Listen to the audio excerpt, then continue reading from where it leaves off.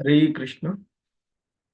So ఈరోజు level 3 క్లాస్కి మీ అందరికీ ఇస్కాన్ శ్రీ శ్రీ రాధా గోవింద ఆలయం మంగళూరు కర్ణాటక తరపున స్వాగతం తెలియజేస్తూ ఉన్నాము.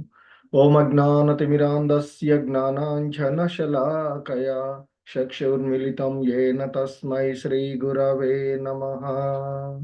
శ్రీ చైతన్య మనోభీష్టం స్థాపితం యేన భూతలే స్వయం రూపః కదా మహ్యం దదాతి స్వపదాంతికం. వందేహం శ్రీగురు శ్రీయుతపదకమలం శ్రీగురూన్ వైష్ణవాంశ శ్రీరూపం సాగ్రజాతం సహగణ రఘునాథాన్వితం తం సజీవం సాద్వైతం సావధూతం పరిజన సహితం కృష్ణ చైతన్య దేవం శ్రీ రాధా కృష్ణ పాదాన్ సహగణ లలిత శ్రీ విశాఖాన్వితాంశ. नमा ओम विष्णुपादाय कृष्णप्रेष्ठाय भूतले श्रीमते भक्ति वेदांत स्वामिनिति नामिने नमस्ते सारस्वती देवे गौरवाणी प्रचारिणे निर्विशेष शून्यवादी पाश्चात्य देशतारिणे. हे कृष्णा करुणा सिंधो दीन बंधो जगत्पते गोपेश गोपिका कांत राधा कांत नमोस्तुते.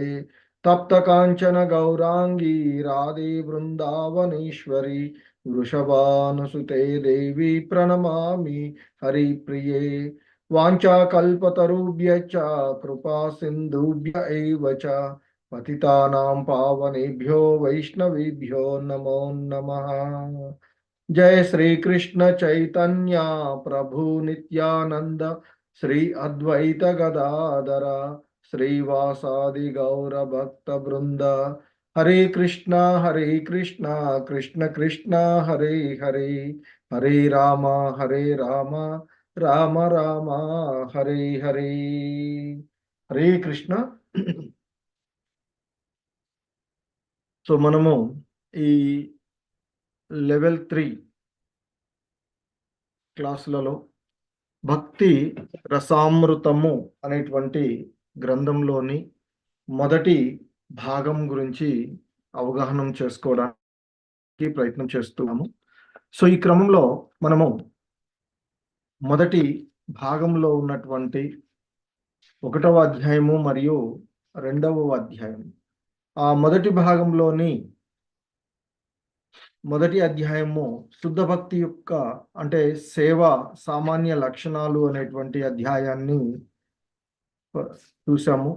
ఆ తర్వాత 2వ అధ్యాయమైనటువంటి కృష్ణ భక్తి ప్రారంభక దశలు అనేటువంటి అధ్యాయాన్ని చూసాము. సో ఈరోజు మనము 3వ అధ్యాయమైనటువంటి వైదీ భక్తి చేయుటకు సాధకుడికి కావలసినటువంటి లక్షణములు అనేటువంటి ఈ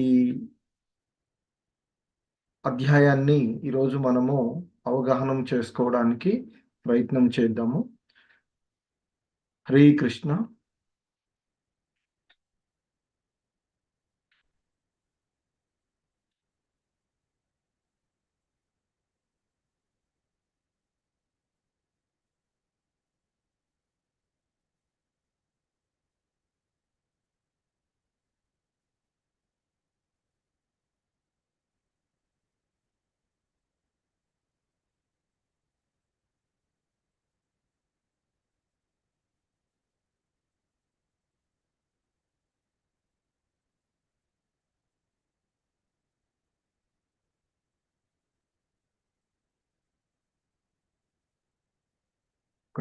హరే కృష్ణ.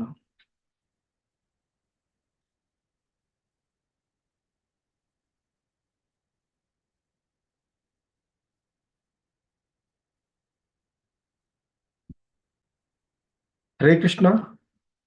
సో లాస్ట్ క్లాస్లో మనము కృష్ణ భక్తి ప్రారంభిక దశలు అనేటువంటి అధ్యాయంలో భక్తి రసామృత సింధువులో మనకి శ్రీల రూపగోస్వాముల వారు భక్తి 3 దశలుగా ఉంటుంది అని చెప్పినటువంటి అంశాన్ని చూసాము. ఆ భక్తిలో ఉండేటువంటి 3 దశలు ఏమిటి? Hare Krishna. Prabhujis, Matajis.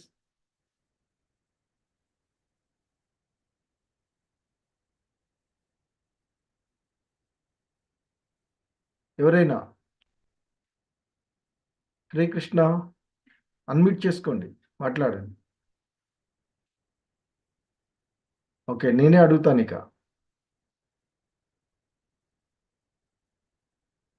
Arunasri Mataji. Hare Krishna Prabhuji. Mataji. Last time class miss అయ్యాను ప్రభుజీ. ఓకే మాతాజీ, హరే కృష్ణ. హరే కృష్ణ. హరిప్రసాద్ ప్రభు.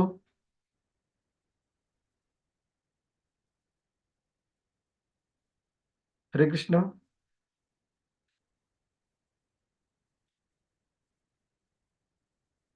శోభారాణి మాతాజీ.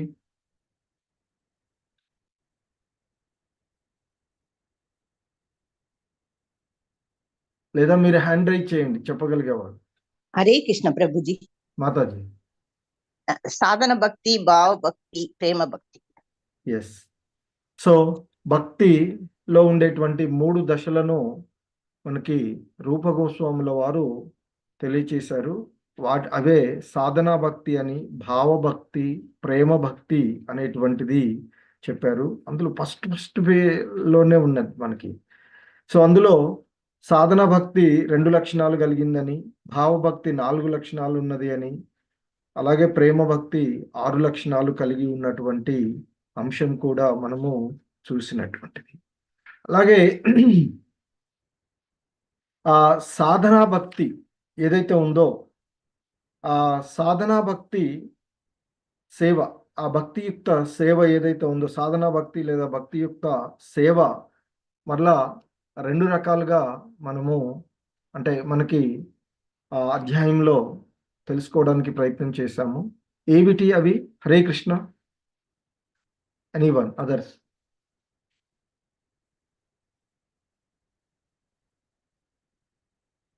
సాధనా భక్తి 2 రకాలు ప్రభుజీ. వైదిక భక్తి, రాగానుక భక్తి. ఎస్, సహజ భక్తి. ఎస్, బాత్ వైదిక భక్తి మరియు రాగానుగా భక్తి అని. సో సాధనా భక్తి అనేటువంటిది ఏంది? సాధారణంగా వేదాలలో ఉన్నటువంటి అంశాలు, అంటే ఆధ్యాత్మిక గ్రంథాలలో ఉన్నటువంటి అంశాలు లేదా గురువులు ఆదేశాల ప్రకారంగా సాధన చేస్తూ చేసేటువంటి భక్తియుక్తమైనటువంటి సేవ.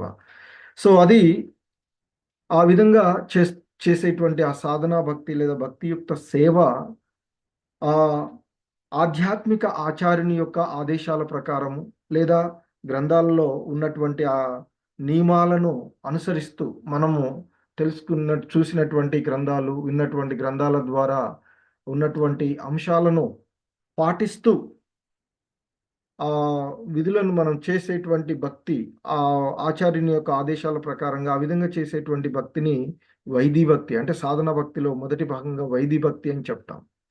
ఆ వైదీ భక్తి చేస్తూ చేస్తూ ఉన్నట్లయితే ఒకానొక సమయంలో మనకి దానిపై ఆ భక్తి భగవంతుడి పైన రాగం ఏర్పడుతుంది. సో అంటే ఆకర్షణ కలుగుతూ ఉంటుంది. దానినే రాగానుగా భక్తి అని పిలుస్తూ ఉంటాం.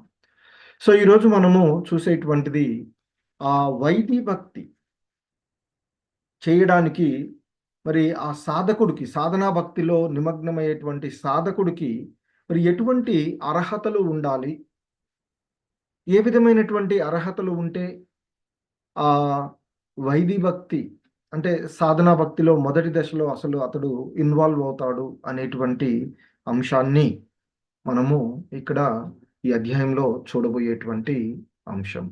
హరే కృష్ణ.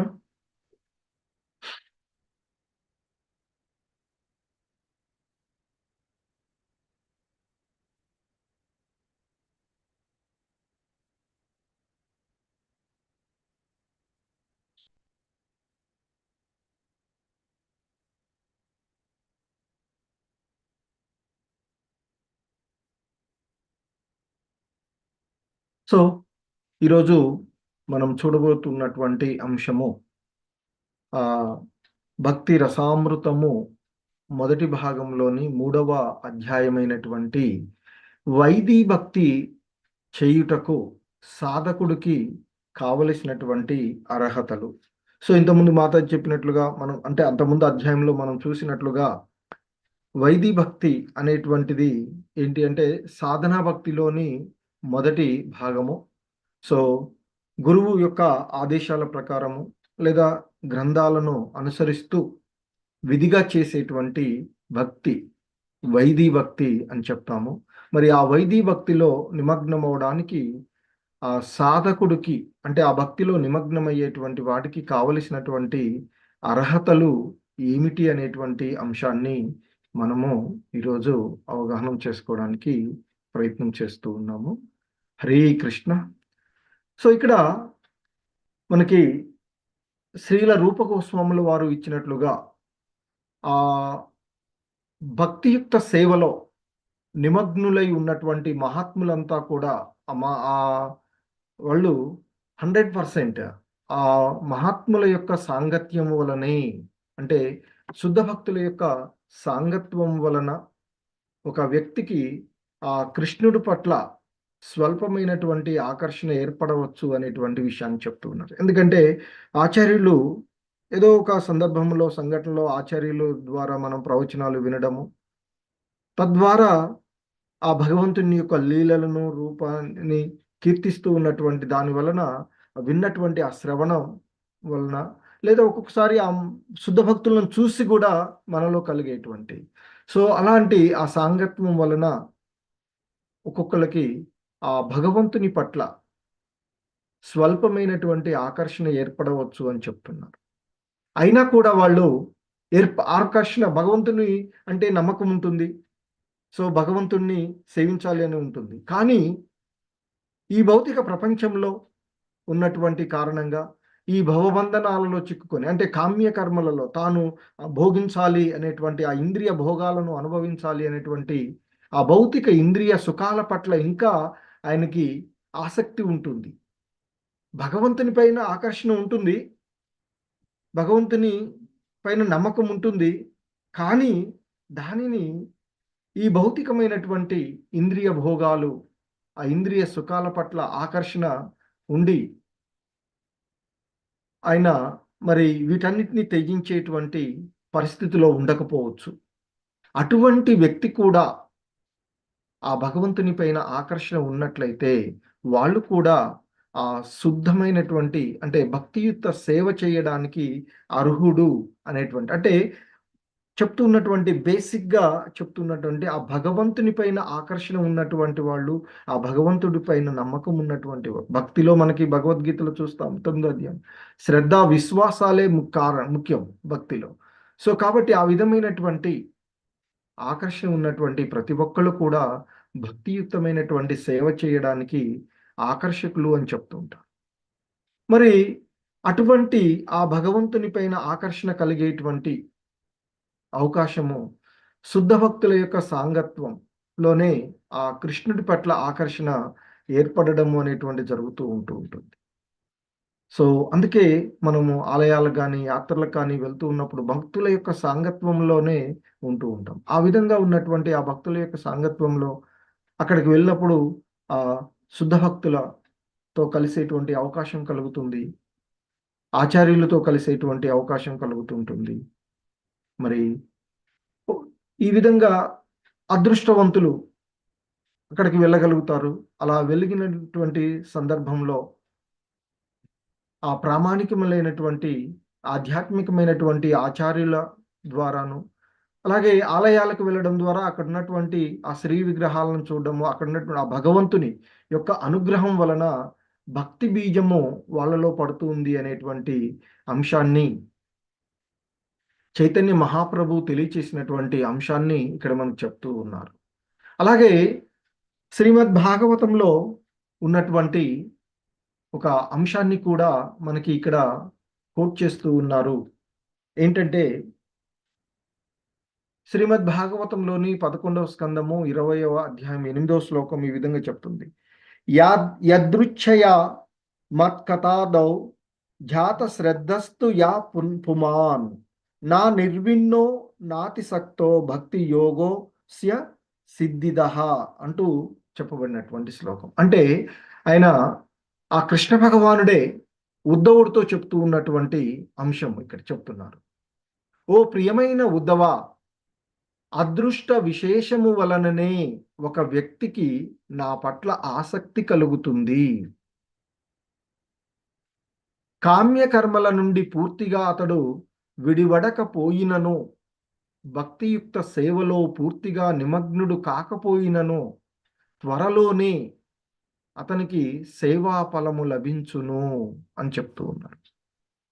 అంటే ఆ భగవంతుని పట్ల ఆకర్షణ ఉన్నటువంటి వాళ్ళు సాధన చేయడం ద్వారా ఖచ్చితంగా, అంటే ఇక్కడ సాధన భక్తి యొక్క ఇది మనకి ఆ భగవంతుని యొక్క కరుణ వలన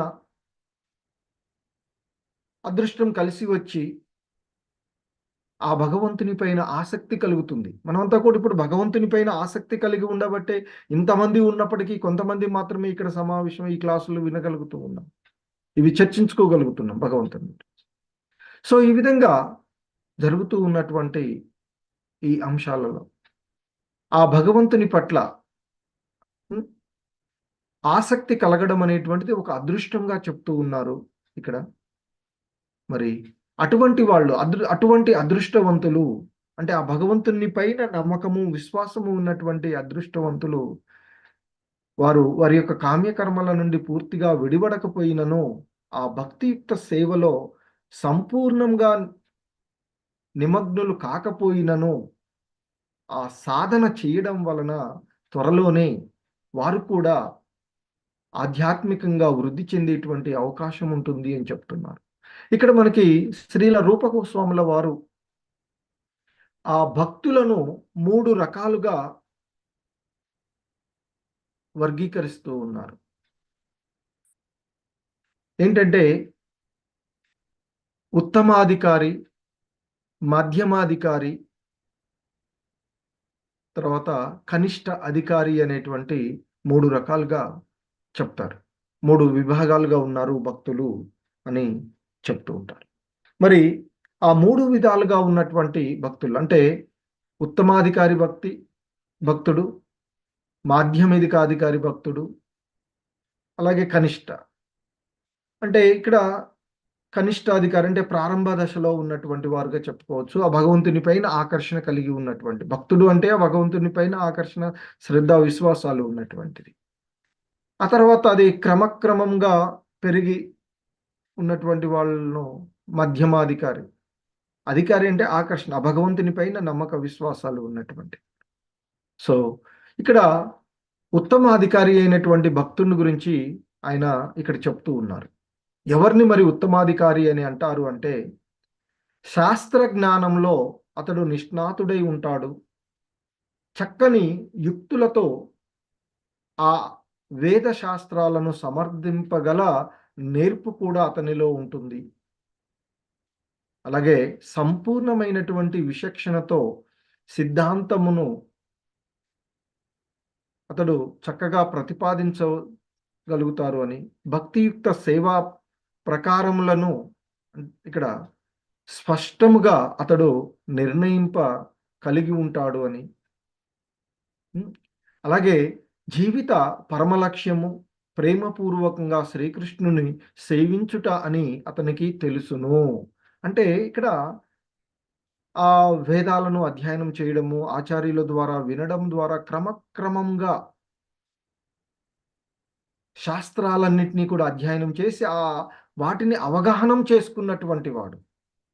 అందుకే శాస్త్ర జ్ఞానంలో నిష్ణాతుడైనటువంటి వాడు అని చెప్తున్నారు ఉత్తమాధికారి అయిన భక్తుడు.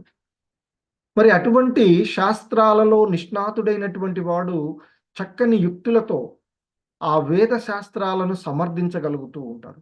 మరి శాస్త్రాలు ఇది చెప్పబడింది, ఇది ఎలా అవుతుంది అంటే దాన్ని వివరించగలిగేటువంటి నేర్పు అతనికి ఉంటుంది అని చెప్తూ ఉన్నారు. అలాగే మనం శ్రీల ప్రభుపాదుల వారు ఇంటర్వ్యూలు చేస్తూ ఉంటే చూస్తాం, వివిధ జర్నలిస్టులు వాళ్ళు ఆ పాశ్చాత్య దేశాలకు వెళ్ళినప్పుడు అడిగితే వెంటనే ఆయన చక్కగా సమాధానం చెప్పగలరు. అంటే అంతటి అవగాహన, నిష్ణాతుడై ఉన్నటువంటి వారు. సో ఆ విధంగా ప్రతిదాన్ని కూడా విచక్షణతో ఆ సిద్ధాంతాలన్నింటినీ కూడా ప్రతిపాదించగలగడం, దానికి అనుకూలంగా భక్తియుతమైనటువంటి సేవను చేయగలిగేటువంటి విధానం.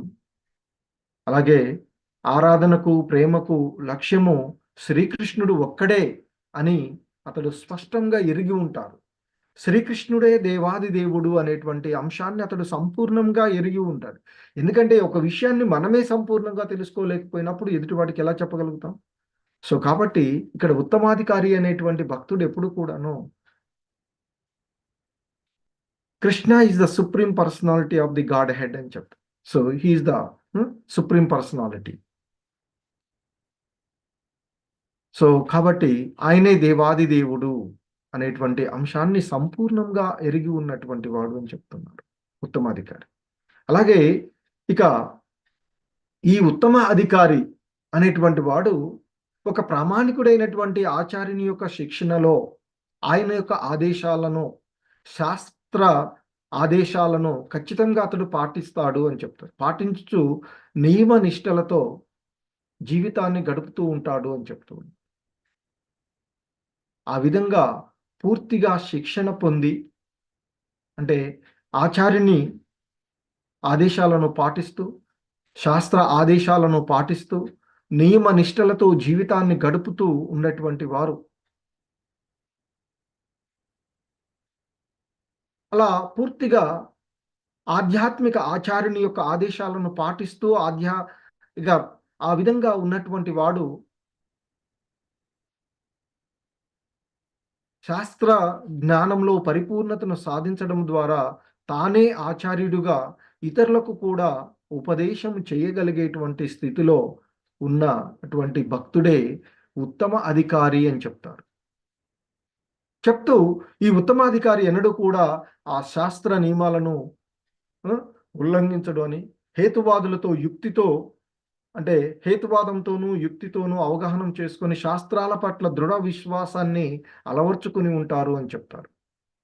సో ఇక్కడ యుక్తి, హేతువాదము అంటే శాస్త్ర ప్రామాణికంగా అంగీకరించినటువంటి యుక్తి, హేతువాదము అని అర్థము అని చెప్తూ ఉన్నారు.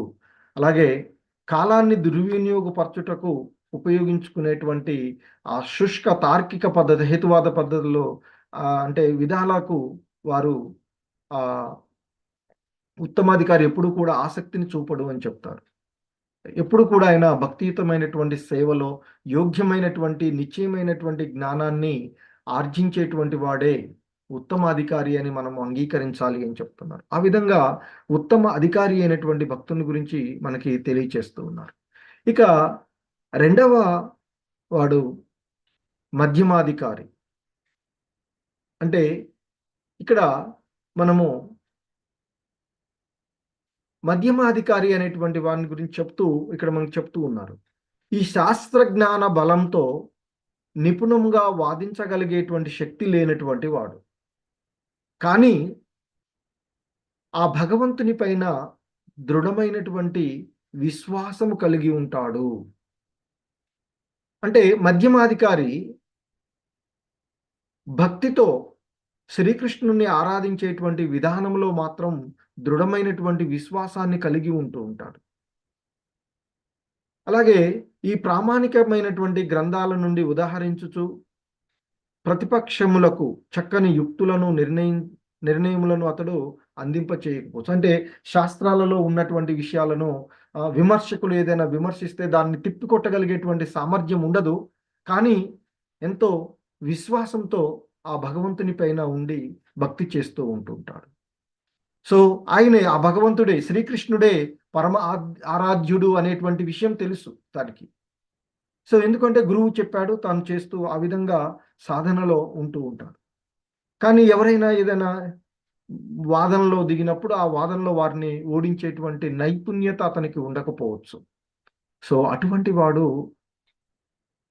మాధ్యమాధికారిగా చెప్తున్నారు. అచంచలమైనటువంటి భక్తి ఉంటుంది ఆయనకి, కానీ దాన్ని శాస్త్రాలను పైన సంపూర్ణమైనటువంటి జ్ఞానం, అంటే శాస్త్రాలను పరిపూర్ణంగా అవగాహన చేసుకోలేని స్థితిలో ఉండడం వల్ల అతడు ఇంకా ఆ, ఆ విషయాలను సమర్థంగా, అంటే ఆ ఎవరైనా వాదనలకు దిగినప్పుడు వాటిని ఆయన తిప్పికొట్టలేనటువంటి, అంటే వారిని ఓడించలేనటువంటి స్థితిలో ఉండేటువంటి వాడు మధ్యమాధికారి అని చెప్తూ ఉంటుంటారు. ఇక మూడవ రకమైనటువంటి భక్తుడు,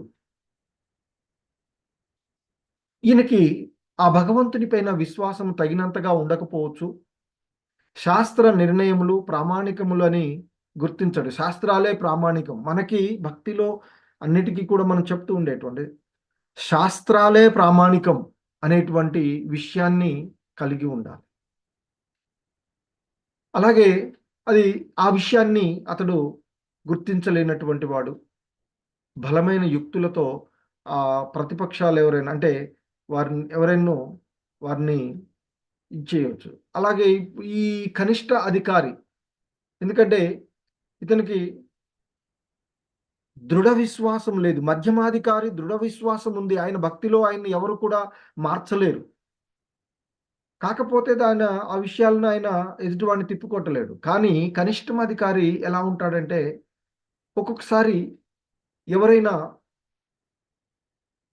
హేతువాదులు, అంటే భక్తి విధానం నుండి పక్కదారి పట్టేటువంటి అవకాశం ఉంటుంది. ఎందుకంటే ఇంకా అతడు తగినంత విశ్వాసాన్ని కలిగి లేకపోవడం వల్ల, అలాగే శాస్త్ర నిర్ణయాలు ప్రామాణికాలు అని అతడు గుర్తు చేసుకోలేకపోవడం వల్ల ఎవరైనా అతన్ని చెల్లింప చేయవచ్చు అని చెప్తారు.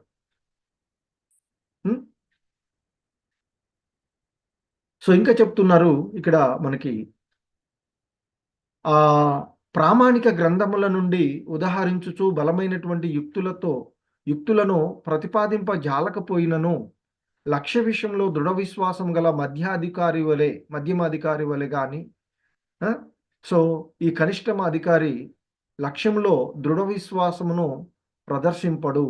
అందుకే అతన్ని కనిష్ట అధికారి అని చెప్తారు. అంటే కొంత ఇంకా డోలాయమానంలో ఉండేటువంటి వాడు. సో మనకి ఈ విధమైనటువంటి ఆ కనిష్టం అధికారులను భగవద్గీతలో మనకి తెలియచేయబడినటువంటి 4 రకాలైనటువంటి భక్తులను మనకి వారు చెప్తూ ఉంటారు. భగవద్గీతలో భగవంతుడు మనకి తెలియచేసినటువంటి అంశాలలో చూస్తాం. ఆయన 7వ అధ్యాయంలో సో మనకి ఈ విధంగా ఆ భగవంతుడు తెలియచేస్తూ ఉన్నటువంటి అంశం. ఆయన చెప్తున్నారు, చతుర్విధా భజంతే మాం జనా సుకృతినో అర్జున ఆర్తో జిజ్ఞాసురర్థార్థి జ్ఞానీచ భరతర్షభ అని చెప్తూ ఉంటారు. ఏంటంటే ఓ భరతవంశ శ్రేష్ఠుడా, ఆపదలో ఉన్నవాడు అంటే ఆర్తి, ఆత్మతత్వాన్ని తెలుసుకోగోరేవాడు అంటే జిజ్ఞాసువు, అలాగే సిరి సంపదలను కోరుకునేటువంటి వాడు అర్థార్థి, మరియు ఆత్మజ్ఞానం కలిగినటువంటి వాడు అనేటువంటి 4 రకాలైనటువంటి పుణ్యపురుషులు, అంటే అదృష్ట భాగులు నాకు భక్తి సేవ చేయడం ప్రారంభిస్తారు అని చెప్తారు ఆ భగవంతుడు. సో ఇక్కడ మనకి ఈ వీళ్ళంతా కూడా కనిష్టమ అధికారులుగా చెప్పబడేవారు చెప్తున్నారు. భగవద్గీతలో మనకి ఆ భగవంతుడు చెప్పినటువంటి చతుర్విధ భజంతే మాం జన సుకృతినో అర్జున ఆర్తో జిజ్ఞాసురర్థార్థి జ్ఞానీచ భరతర్షభ అంటూ చెప్పినటువంటి, అందులో ఇక్కడ ఈ ఆర్తులు ఎవరు అంటే మనకి చూస్తాం, ఇంత ముందుకు మనం ఆపదలలో ఉన్నప్పుడు భగవంతుడు గుర్తుకొస్తారు. అంటే ఆర్తులు ఎవరు? కష్టాలలో ఉన్నటువంటి వారు. మనం ఇక్కడ చూస్తే ఉదాహరణకి గజేంద్రుడు, అలాగే ద్రౌపది. ఆపదల సమయంలో గజేంద్రుడు మొదట్లో తన్ను తాను రక్షించుకోగలను అనేటువంటి ఉద్దేశంతో కొన్ని వేల సంవత్సరాలు ముసలితో పెనుగులాట ప్రయత్నం చేస్తాడు. చివరికి తన శక్తి అంతా నశించిపోయి ఇక తను తాను రక్షించుకోలేడు. పక్కన ఉన్న తన భార్యలుగానే అక్కడ ఉన్నటువంటి సమూహం ఎవరు కూడా బంధువులు తను రక్షించలేడని తెలిసి, ఇక నీవు తప్ప నన్ను రక్షించే వారు ఎవరూ లేరంటూ ఆ కొలంలో ఉన్నటువంటి ఒక కమలాన్ని పైకెత్తి తొండంతో ఆ భగవంతుడిని వేడుకుంటాడు. సో ఆ విధంగా కష్టాల్లో ఉన్నప్పుడు ఆ భగవంతుడు గుర్తొచ్చి అదృష్టవంతులు ఆ భగవంతుడు గుర్తుకొస్తారు. ఆ అనుగ్రహం కలుగుతుంది, భగవంతుని యొక్క అనుగ్రహం.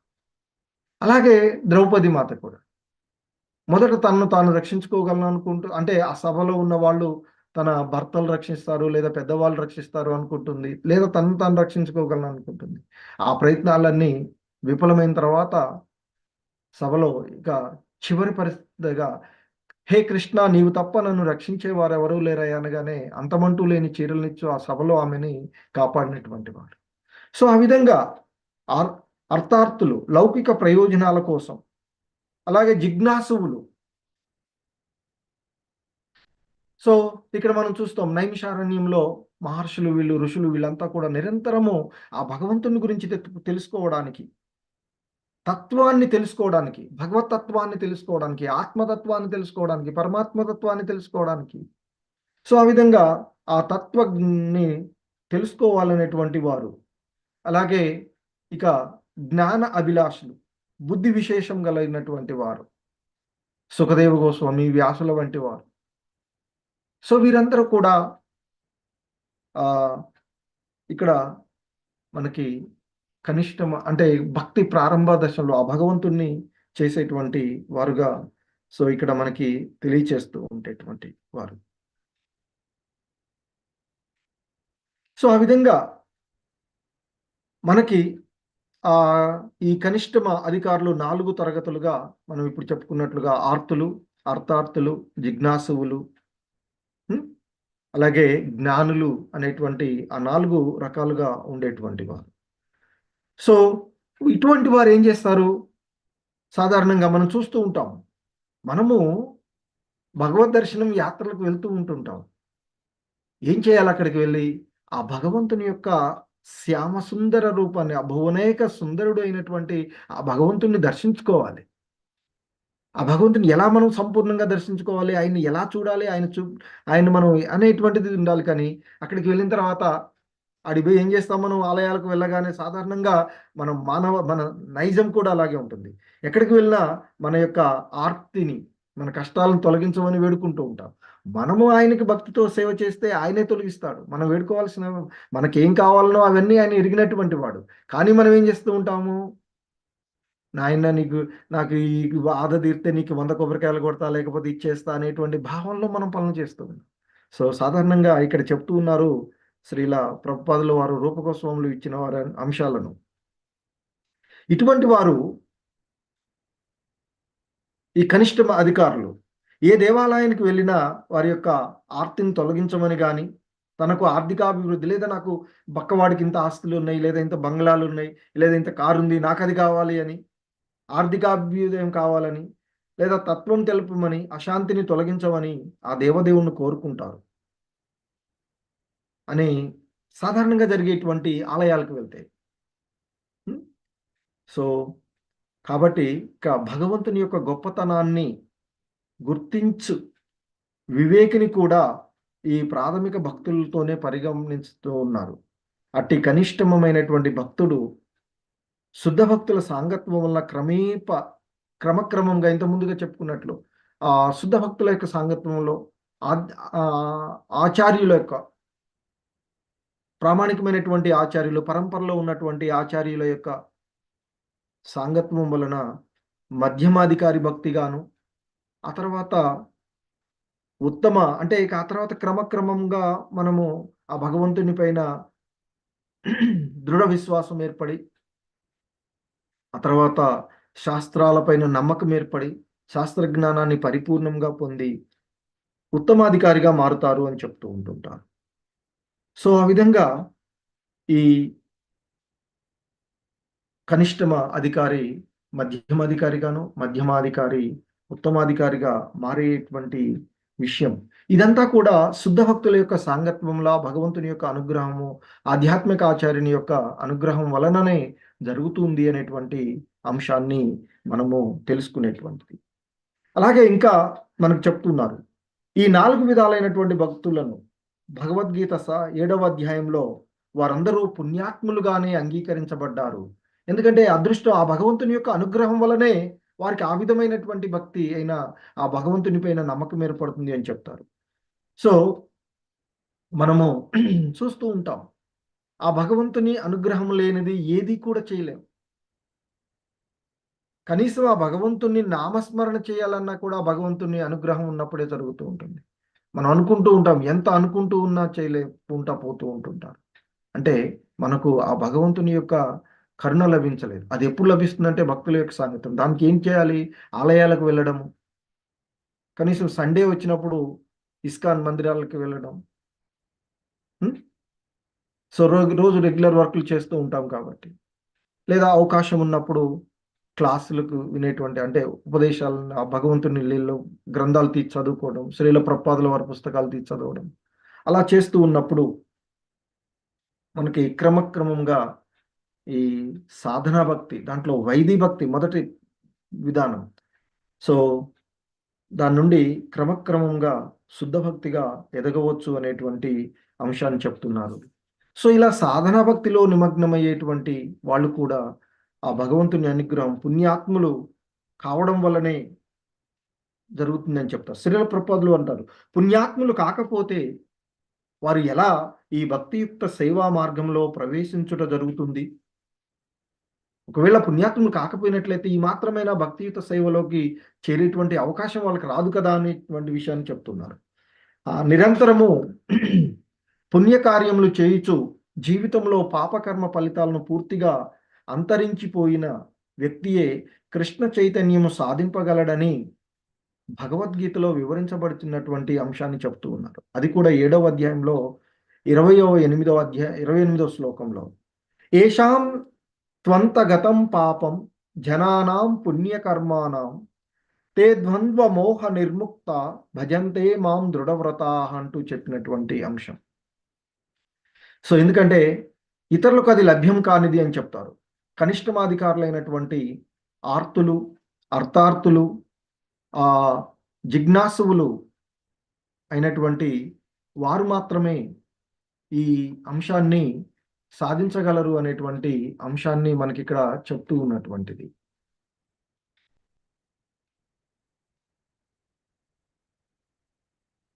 ఎందుకంటే ఆయన చెప్పినటువంటి ఇక్కడ ఇది ఏషాం త్వంతగత పాపం జనానాం పుణ్యకర్మాణం తే ద్వంద్వ మోహ నిర్ముక్త భజంతే మాం దృఢవ్రత. అంటే పూర్వజన్మలోను ప్రస్తుత జన్మలోను భక్తితో వ్యవహరించినటువంటి వ్యక్తులు భక్తియుతమైనటువంటి సేవలో నిమగ్నం అవ్వడము ద్వారా అటువంటి వ్యక్తులు వారి యొక్క పాపాత్మకమైనటువంటి చర్యలను, అదే చెప్తున్నారు, ఆ పుణ్యకర్మలు చేయడం వల్ల ఎన్నెన్నో జన్మలలో, పూర్వజన్మలోను అంతకుముందు జన్మలో మనం, ఎందుకంటే ఈ భౌతిక ప్రపంచంలోకి వచ్చినటువంటి కోటాను కోట్ల జన్మలు అనుభవించి ఉండవచ్చు.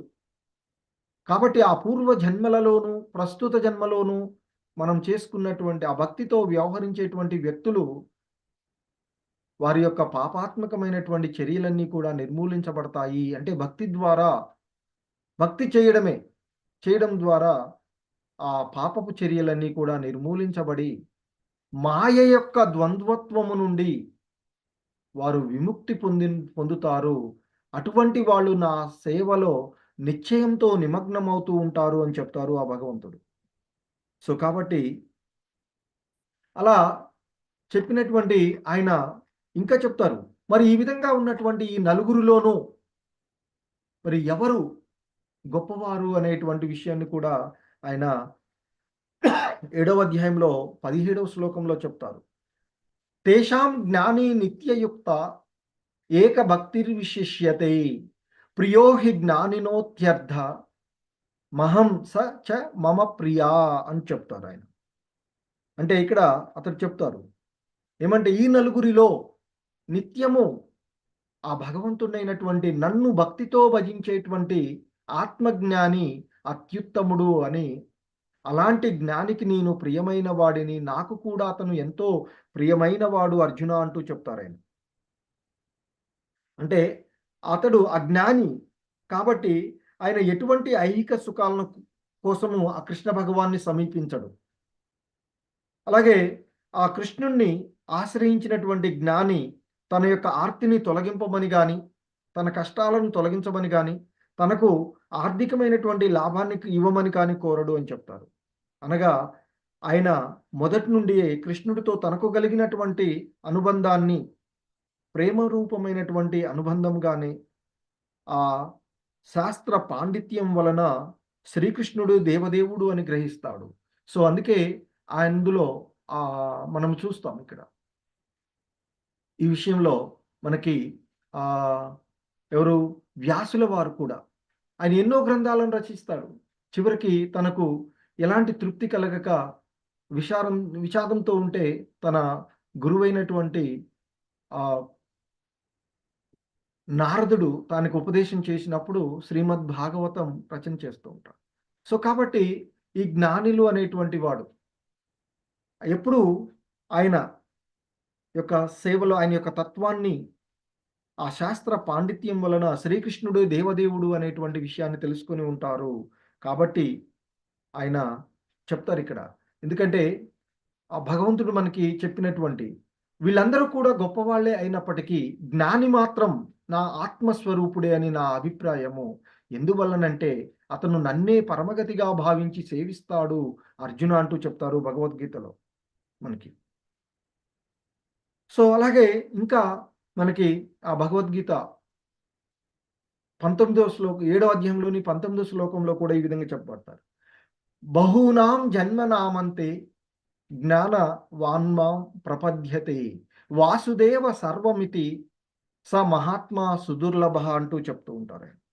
అంటే ఇక్కడ ఆ భగవంతుడు ఇంకా చెప్తారు, అనేక జన్మలలో వారు ఆచరించినటువంటి పుణ్య కర్మల ఫలితంగా జ్ఞాని చివరకు జగత్ సర్వము వాసుమయము వాసుదేవమయము అనే జ్ఞానంతోనే నన్ను ఆశ్రయిస్తాడు. కానీ ఓ అర్జున, ఈ లోకంలో అలాంటి మహానుభావులు చాలా అరుదుగా ఉంటారు అని చెప్తాడు. సో కాబట్టి ఆయన ఆ విధంగా ఆ భగవంతుడు మనకి ఈ ఆయన యొక్క భక్తిలో నిమగ్నమయ్యేటువంటి భక్తుల గురించి ఆయన చెప్తూ ఉన్నటువంటి అంశము. ఎందుకంటే ఇక్కడ ఈ కనిష్టమాధికారులుగా ఉన్నటువంటి వారు ఆర్తులైనను అర్థార్థులైనను సంతృప్తిని కోరే కదా ఆ భగవంతుణ్ణి ఆశ్రయించుట అనేటువంటి విషయాన్ని మనకి ఇక్కడ రూపగోస్వాముల వారు తెలియచేసిన అంశాన్ని శ్రీల ప్రభుపాదులు వారు తెలియజేస్తున్నారు. అందుచేతనే వారు ఉదాత్తులుగా విశాల హృదయము గల మహాత్ములుగా అంగీకరించబడ్డారు అని చెప్తున్నారు. సో ఆ విధంగా ఆ భగవంతుని యొక్క సేవలో నిమగ్నమయ్యేటువంటి వారు ఇక ఆ జ్ఞానస్థితి ఎవరికైనా ప్రాప్తింపనిచో ఏ భక్తుడు ఆ దేవాది దేవుడైనటువంటి ఆరాధనకు కట్టుబడి ఉండజాలడు కదా. సో తక్కువ మేధాశక్తి కలిగినటువంటి వారు లేక మేధాశక్తి మాయ చేత అపహరించబడిన వారు, ప్రకృతి గుణాల ప్రభావం చేత వివిధ ఉపదేశాలను పాటించేటువంటి వారు. సో అలాగే మనకి ఆయన చెప్తారు, అంతకుముందు శ్లోకాల్లో చెప్తారు ఆయన ఏమని, నమాం దుష్కృతినో మూఢ ప్రపద్యంతే నరాధమ మాయాపహృత జ్ఞాన ఆసురం భావమాశ్రిత అని చెప్తారు. మహామూఢులు మానవాదములు మాయలో పడి వివేకం కోల్పోయినటువంటి వాళ్ళు రాక్షస భావాలను ఆశ్రయించినటువంటి దుష్టులు నాకు చరణజొచ్చరు అర్జున అంటూ చెప్తారు. అంతకుముందు దీనికంటే ముందు అదృష్ట భాగుల కంటే ముందు ఆయన మనకి 7వ అధ్యాయం 15వ శ్లోకంలో చెప్తారు కదా. సో కాబట్టి మరి అలా మహామూఢులుగా ఉన్నటువంటి వాళ్ళు, మానవులలో అధములు ఉన్నటువంటి వాళ్ళు, మాయలో పడి తన యొక్క వివేకాన్ని కోల్పోయినటువంటి వాళ్ళు, రాక్షస భావాలను పొందినటువంటి వాళ్ళు ఆ భగవంతుని ఆశ్రయించరు అని చెప్తూ ఉన్నారు. మరి ఆ భగవంతుని ఆశ్రయించినటువంటి వాళ్ళు ఎవరైతే ఉన్నారో వాళ్ళు అదృష్ట భాగులుగాను మహాత్ములుగాను ఇక్కడ కీర్తించబడేటువంటి విషయాన్ని మనకి తెలియచేస్తూ ఉన్నటువంటి అంశం. ఇంకా చెప్తూ ఉన్నారు, మానవ జీవితానికి సంబంధించినటువంటి పరిపూర్ణమైనటువంటి ఆధ్యాత్మిక భావన అంటే వ్యక్తి తన యొక్క నిజ స్థితిని పరిపూర్ణంగా ఎరుగుటయే. మరి ఏమిటి మన యొక్క నిజమైనటువంటి స్థితి అంటే ఆ భగవంతుని యొక్క సేవలో నిమగ్నమవడం, ఆ భగవంతుని యొక్క నిత్యదాసులుగా ఉండడం, ఆ భగవంతునికి ఆనందం కలిగించేటువంటి విషయాలలో నిమగ్నమై ఉండడం. సో ఆ విధంగా అంటే మన యొక్క నిజమైనటువంటి స్థితిని తెలుసుకోవడము, దేవదేవునితో ప్రేమపూర్వకగా భక్తియుక్త సేవారూపమైనటువంటి ఆనంద అంటే దివ్య అనుబంధాన్ని ఆ భగవంతునితో కలిగించాలి అని కోరుకోవడం. సో అదే ఆధ్యాత్మికమైనటువంటి భావన అని చెప్తున్నారు. అలాగే ఇంకా ఈ ఆధ్యాత్మికమైనటువంటి విషయాలలో భక్తులు ఎప్పుడు కూడా తాను పరిమితుడునని, ఆ భగవంతుడే అపరిమేయుడు అని, అపరిమితంగా ఉన్నటువంటి వాడు, అనాదిగా ఉన్నటువంటి వాడు, సనాతనుడు అని మనము సాధారణంగా అంటే ప్రతి వ్యక్తి గుర్తించాలి అని చెప్తూ ఉంటారు. అలాగే ఒక వ్యక్తి అంటే ఈ ఆత్మ జీవుడుగా ఉన్నటువంటి వ్యక్తి తాను ఎంతగా కోరిననో ఆ దేవునితో ఐక్యం పొందటం అనేటువంటిది అసంభవము. ఆ విషయాన్ని కూడా గమనించాలి అని చెప్తూ ఉన్నారు. కాబట్టి తనను ఎక్కువ ప్రాధాన్యతను భౌతికపరమని, ఆధ్యాత్మికునిగా కానీ ఆ విషయాల్లో మనల్ని ఆ ఇంద్రియాన్ని తృప్తులను పొందడం అనేటువంటి అంశాలను వదులుకోవాలి అని చెప్తారు. అలాగే ఇంకా చెప్తారు, శుద్ధ భక్తుడు ఎప్పుడు కూడా ముక్తిని కోరుకోడు. అంటే ఇంతకుముందు చెప్పినట్లు 5 రకాలైనటువంటి ముక్తులు ఫస్ట్ క్లాసులలోనే మనము చెప్పుకున్నాం. 5 రకాలైనటువంటి ముక్తులలో దేనిని కూడా ఒక శుద్ధ భక్తుడు కోరుకోడు అనేటువంటి విషయాన్ని మనం చెప్తాం. సాయుజ్య, సాలోక్య, సారూప్య, సారిష్ట, సామీప్య అనేటువంటి 5 రకాలైనటువంటి ముక్తులలో దేనిని కూడా శుద్ధ భక్తుడు కోరుకోరు అనేటువంటి విషయాన్ని చెప్తున్నారు. అదే విషయాన్ని ఇక్కడ శ్రీల ప్రభుపాదుల వారు మనకి కోట్ చేస్తున్నట్టు అంటే రూపగోస్వాముల వారు ఇచ్చింది. చైతన్య మహాప్రభువు ఆ కృష్ణ భగవానుల వారిని ప్రార్థించేటువంటి దాంట్లో మనం శిక్షాష్టకం చూస్తాం. చేతో దర్పణ మార్జనం భవ మహాదవాగ్ని నిర్వాపనం శ్రేయ కైరవ చంద్రికా వితరణం అంటూ మనం అంటే శిక్షాష్టకాన్ని చదువుతూ ఉంటాం మనం. మరి ఆ శిక్షాష్టకంలో చైతన్య మహాప్రభువులు వారు ఇచ్చినటువంటి మనకి ఆ శిక్షాష్టకం, అందులో 4వ అష్టకం ఏదైతే ఉందో దాంట్లో చైతన్య మహాప్రభువులు వారు ఇట్లా చెప్తారు. ఆయన నదనం నజనం న సుందరీం కవితాం వా జగదీశ కామయే మమ జన్మనీశ్వరే భవతాద్ భక్తిరహైతుకీ త్వయి. సో ఆయన చైతన్య మహాప్రభులు వారు సాక్షాత్తు కృష్ణ భగవానుడి యొక్క అవతారం.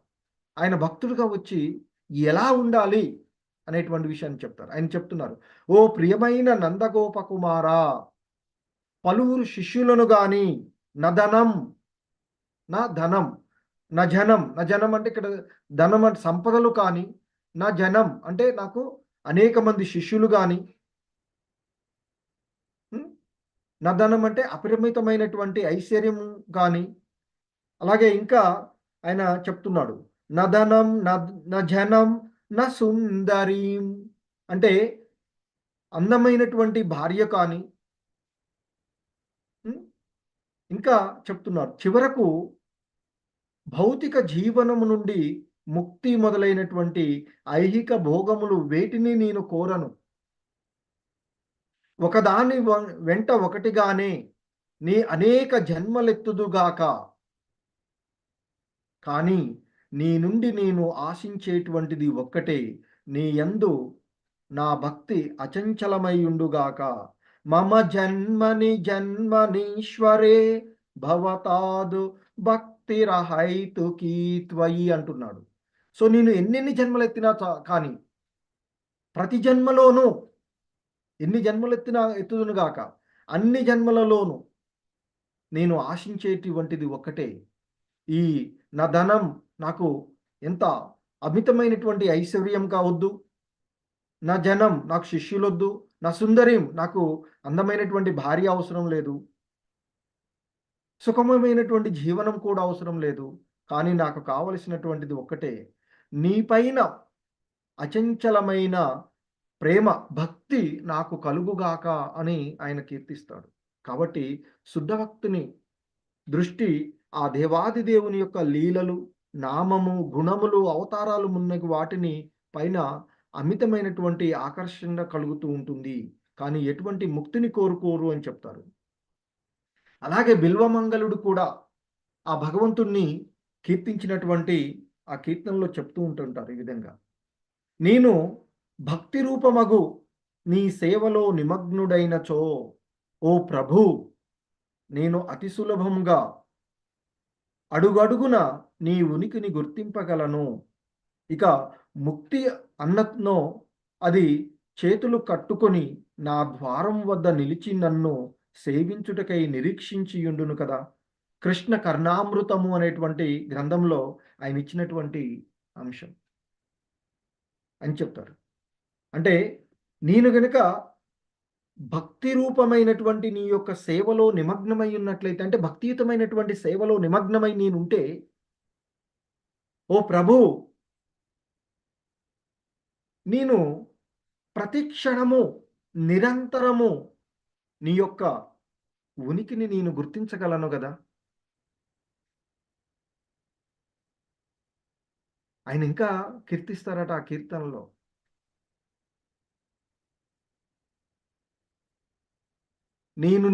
నీవు నన్ను వదిలిపోలేవులే అంటూ నేను నిన్నెప్పుడు ఉంటాను అనుకుంటూ కీర్తిస్తున్నారట ఇంకా ఆ శ్లోకాలు కొన్నింటిలో. సో అలా ఆయన అంటే చెప్తున్నారు, శుద్ధమైనటువంటి భక్తియుక్తమైనటువంటి సేవలో నిమగ్నమై ఉంటే నిరంతరము మనతోనే ఆ భగవంతుడు ఉన్నట్లుగాను, ఆ భగవంతుని యొక్క ఉనికిని ప్రతి క్షణము మనము అనుభవించగలము అనేటువంటి విషయాన్ని చెప్తూ ఉన్నారు. చెప్పడమే కాకుండా నేను అనుభవిస్తూ, అంటే నీ యొక్క ఉనికిని గమనిస్తూ నీవు నిరంతరము ఉన్నప్పుడు ఇక నాకు ముక్తి ఏంటి? ముక్తి నా సేవకుడిగా నా ద్వారం వద్ద నిలిచి ఉంటుంది, నా పక్కన నిరంతరము చేతులు కట్టుకుని నిలబడి ఉంటుంది నా పక్కన. నువ్వే ఉన్నావు కదా అంటూ చెప్తున్నారు ఆయన. అందుకే అంటున్నారు ఆయన, నేను అతి సులభంగా అడుగడుగునా నీ ఉనికిని గుర్తించగలను కదా, కలుగుదును కదా. మరి అలాంటప్పుడు ముక్తి అన్నది ఏదో అన్నదో అది చేతులు కట్టుకొని నా ద్వారం వద్ద నిలిచి నన్ను సేవించడానికి అది ఉంటుంది. నేను దానికోసం తాపత్రయపడాల్సిన అవసరం లేదయ్యా అంటూ చెప్తున్నారు. అందుచేత శుద్ధ భక్తులు ముక్తి కానీ ఆధ్యాత్మిక విమోచనం కానీ అంత ముఖ్యమైనవి కావు అని చెప్తుంటారు. ఆ భగవంతుని యొక్క సేవ, ఆ వీలైనంత నిరంతరము ఆ భగవంతుని సేవ అనేటువంటి విషయాన్ని చెప్తారు. అలాగే శ్రీమద్ భాగవతంలో కపిలదేవుడు తన తల్లి అయినటువంటి దేహహూతితో ఉపదేశించినటువంటి మరొక అంశాన్ని తృతీయ స్కందము 25వ అధ్యాయంలో 36వ శ్లోకంలో ఉన్నటువంటి అంశాన్ని ఇక్కడ మనకి కోట్ చేస్తున్నారు. తల్లి శుద్ధ భక్తులైనటువంటి వారు నా వివిధ రూపములను, నా ముఖ సౌందర్యమును, నా అంగాంగ సౌందర్యమును చూచి మురిచిపోవుదురు.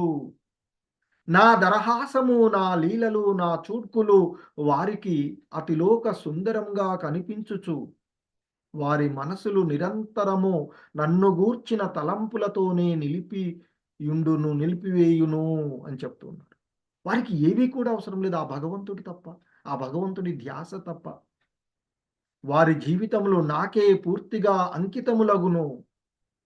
అట్టి భక్తులు ఏ విధమైన ముక్తిని గాని ఐహిక సుఖములను గాని ఆక్షేపించకపోయినను వారికి నా ధామములో నిత్య పార్శ్వాదుల మధ్య స్థానము కల్పింతును.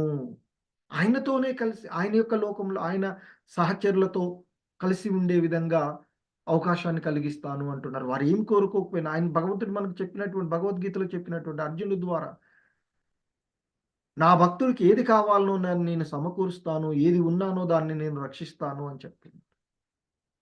సో కాబట్టి శుద్ధమైనటువంటి భక్తియుత సేవలో నిమగ్నమైనప్పుడు కోరకపోయినను, ఏది కావాలనో, ఏది అర్హత, మనం ఏది ఆలయానికి వెళ్ళి నాకు ఈ సంపదలు కావాలి, నాకు ఈ కష్టాలు తొలగించమని అవసరం లేదు. ఆయనకి సేవ చేసుకుంటే ఆ కష్టాలన్నీ ఆయనే తొలగిస్తాడు.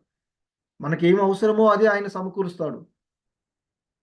సో, ఆ విధంగా ఉన్నటువంటి విషయాన్ని ఇంకా మనకి చెప్తున్నారు.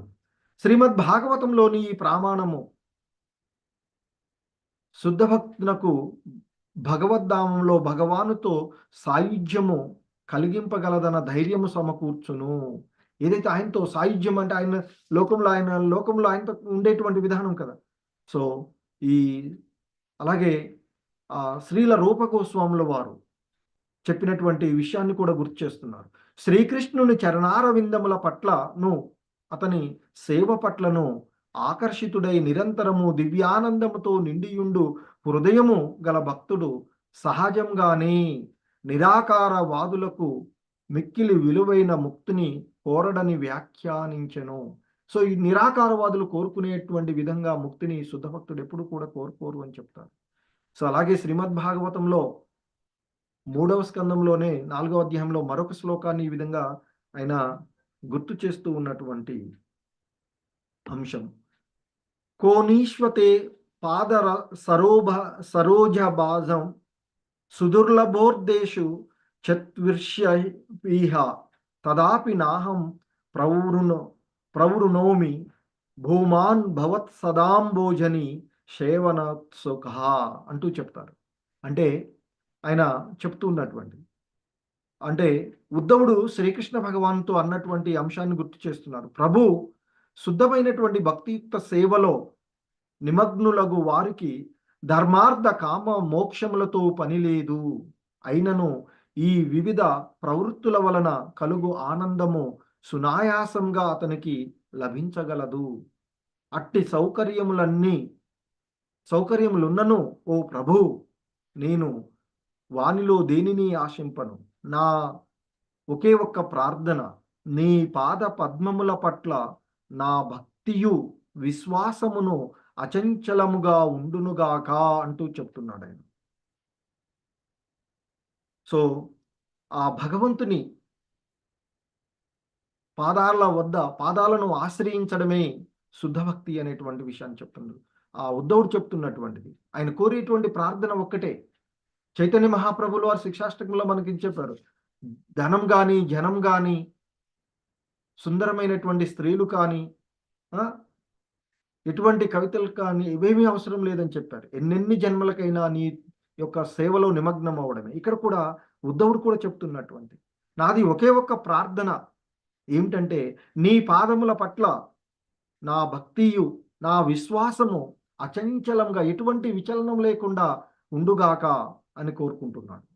అలాగే ఆ కపిల దేవుడు చెప్పినటువంటి తల్లితో చెప్తూ ఉన్నటువంటి కపిల ఉపదేశాల్లో మరి ఇంకొకటి గుర్తు చేస్తూ ఉన్నారు. ఈ విధంగా ఎవరి హృదయంలో నిరంతరము, ఆ కపిల దేవుడు భగవంతుని యొక్క అవతారం కాబట్టి ఆయన చెప్తున్నాడు, ఓ తల్లి, ఎవరి హృదయములు నిరంతరము నా పద్మముల సేవలో నిమగ్నములై ఉండునో, ఎవరు నన్ను సంతృప్తి పరచుటకై ఏమి చేయుటకైనను సిద్ధపడి ఉందురో, ముఖ్యముగా ఎవరు నా గుణములను, లీలలను, రూపములను అర్థం చేసుకొనుటకై ఒక చోట చేరి సామూహికంగా ఇంద్రియాతీతమైన దివ్యానందమును అనుభవించుచుందురో, అట్టి నా భక్తులు ఎన్నడూ నాతో ఐక్యమగుటకు కోరుకొనరు.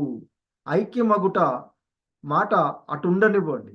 నా ధామంలో నాతో సమానమైన స్థానము గల షడ్గుణైశ్వర్యములు గాని, నాతో సాంగత్యము గాని, నాతో సమానమగు శరీర లక్షణములను గాని అనుగ్రహింపుతున్నను వారు వానిని నిరాకరింతురు.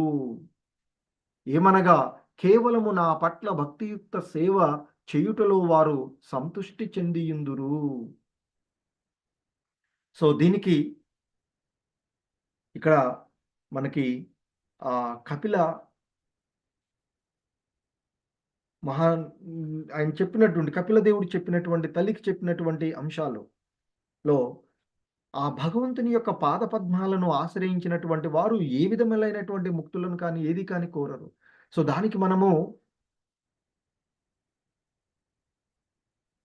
మనకి తెలుగులో ఉన్నటువంటి వాళ్ళకి ఎక్కువగా తెలుస్తూ ఉంటుంది. అన్నమాచార్యులు, శ్రీరామదాసు ఆ భగవంతుడు వారికి సాక్షాత్కారమై ఆయన లోకంలో ముక్తి ఇస్తే శ్రీరామదాసు నీ ఉచ్చారణ లేకుండా, నీ నామస్మరణ లేకుండా ఉండేటువంటి నాకేదీ వద్దయ్యా, నిరంతరము నేను నీ నామస్మరణ చేస్తూ కావాలని కోరుకున్నటువంటి వాడు. సో ఇలాంటి శుద్ధ భక్తిలోనూ మనం ఎంతో చూడవచ్చు. అలాగే ఇక శ్రీమద్ భాగవతంలో ఉన్నటువంటి మరొక అంశాన్ని ఇక్కడ మనకి కోట్ చేస్తూ ఉన్నారు. ఆ ధ్రువ మహారాజ్ చెప్పినటువంటిది, ప్రభు నీ పాద పద్మముల ధ్యానంలో శుద్ధ భక్తులు పొందు దివ్యానందముతో నిరాకారవాదులు ఆత్మ సాక్షాత్కారము వలన పొందు అతీంద్రియ ఆనందమునకు ఎట్టి పోలికయూ లేదు. కావున కామ్య కర్మలు చేయువారు ఉత్తమ లోకములను పొందుదురేమో తప్ప వారు నిన్ను ఎట్లు అర్థం చేసుకొనగలరు? ఎట్లు శుద్ధభక్తులు పొందు ఆనందంతో సమానమైన ఆనందాన్ని అనుభవించగలుగుతారయ్యా అంటూ ఆ ధ్రువ మహారాజు భగవంతుణ్ణి కీర్తించినటువంటి ఆ అంశంతో ఈరోజు వైదిక భక్తి చేయడానికి అర్హతలు, సాధకుడుకు కావలసినటువంటి అర్హతలు అంటే ఆ భగవంతుని పైన శ్రద్ధ, విశ్వాసాలు, శాస్త్రాలపైన నమ్మకము, ఆచార్యుల యొక్క ఆదేశాలను పాటించడము, ఇవి సాధకుడు శుద్ధ భక్తుడికి అంటే సాధనా భక్తికి కావలసినటువంటి అర్హతలను ఈరోజు ఈ అధ్యాయంలో మనము చూసినటువంటి అంశాలు. హరే కృష్ణ.